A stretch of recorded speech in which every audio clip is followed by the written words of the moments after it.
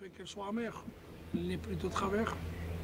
Oui, bah c'est une défaite amère parce que je pense qu'on méritait le nul, on méritait pas de gagner parce qu'on n'avait pas assez créé de qualité dans notre jeu et pas assez créé d'occasion de but. Mais bon, je pense qu'on méritait le nul. Bon, malheureusement au football, ça arrive des fois, il y a une erreur individuelle, ça fait partie du jeu qui nous coûte un point.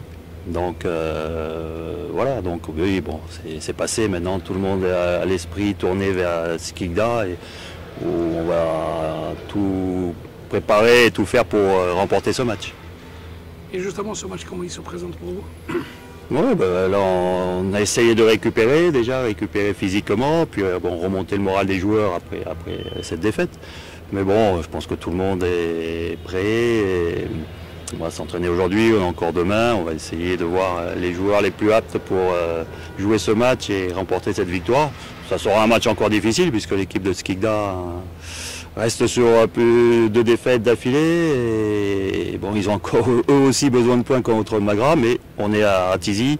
Et comme j'ai dit, maintenant à Tizi, on devra remporter tous nos matchs. Et donc il faut à nous d'emballer le match, de prendre le jeu à notre compte et de se créer des occasions et de marquer. À l'entraînement, coach, vous avez senti vraiment que les joueurs sont avides de se racheter? Bah, vous savez, pour l'instant, l'entraînement de hier, ça a été juste un peu de course. Mais bon, on a bien discuté hier et avant l'entraînement. Et bon, voilà, oui, je pense que les joueurs vont... Ils ont... Vous savez, on aurait fait 0-0, il n'y avait rien à dire, c'était le résultat du match, normalement. Bon, après, il y a cette erreur, mais donc 0-0 à l'extérieur contre une équipe de Magrac qui devait absolument gagner, avec un arbitrage très défavorable.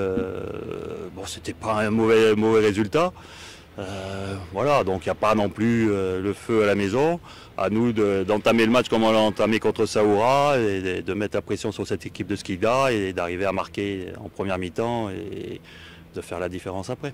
Quand vous allez rester dans votre logique du turnover? Bah oui, je vais rester dans ma logique du turnover, puisque bon, s'il y avait des joueurs qui n'étaient pas sur le terrain mardi, c'est justement pour les faire récupérer, parce qu'il y en avait certains qui revenaient de maladie et du Covid, il y en avait d'autres qui revenaient de blessures. Donc il faut prendre attention à ça, les joueurs ne sont pas des robots, ce n'est pas des machines. Donc il faut prendre ça, la saison est encore longue, il reste encore 28 matchs de championnat, on espère qu'on aura un parcours en CAF et peut-être qu'il y aura la Coupe de la Ligue, donc ça fait encore beaucoup de matchs et je dirais le calendrier sera très dense. Donc il faut prendre tout ça en considération. C'est bien de dire on ne change pas une équipe qui gagne. Bon, ça c'était les choses des années 60, quand on avait 14 joueurs à l'entraînement et qu'on avait un remplaçant sur le banc. Maintenant, aujourd'hui, on a 18 remplaçants, on a 24 joueurs, donc il faut faire vivre le groupe, il faut donner la chance à tout le monde, il faut aussi... Paraît-il que la JSK est un club formateur, il faut aussi donner de la chance donc, et du temps de jeu aux jeunes pour voir ce qu'il y a. Donc, après, on peut tout raconter tout. Bon, vous savez, c'est le football, c'est ça fait parler les gens. Et puis, l'entraîneur, quand il gagne, ben, l'entraîneur a raison. Et s'il y a une défaite, ben, on peut dire tout ce qu'on veut, mais on aurait fait 0-0. Tout le monde aurait été satisfait, plus ou moins satisfait, et on aurait dit que bah oui, bah, il fallait faire le turnover. Voilà. Coach, à propos du mercato, il y a du nouveau? Bah, pas encore. J'ai pas de nouvelles. Je sais qu'il y a des discussions qui sont en cours, mais il n'y a rien qui s'est concrétisé pour l'instant. Donc il faut attendre. On vous a présenté les bons profils que vous cherchiez? Oui, on a le profil, c'est oui. On a ciblé les joueurs. Maintenant après, bon, c'est des discussions plus sur les contrats, et bon, ça c'est autre chose. Vous qui avez fait un peu l'Afrique, quel est un peu le profil de joueur qui convient le mieux à la JSK? Le style. Camerounais, Togolais, Congolais, quel est un peu le style qui convient le mieux?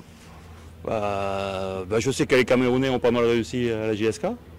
Donc, mais après, vous savez, c'est pas une question de nationalité, c'est une question de qualité de joueur. Oui. Il y a des bons joueurs, il y en a dans tous les pays d'Afrique. Faut-il trouver le bon? Après, la difficulté, c'est d'arriver à ce que le joueur s'adapte à l'environnement, s'adapte à l'équipe, et tout ça. Bon, ça, c'est un peu plus difficile à savoir, mais bon, non, là, je pense qu'on a ciblé les joueurs. on espère que ça va se faire, qu'ils vont arriver rapidement. Et l'infirmerie chez vous? Bah là, il y avait Orphy qui était blessé, ça va mieux.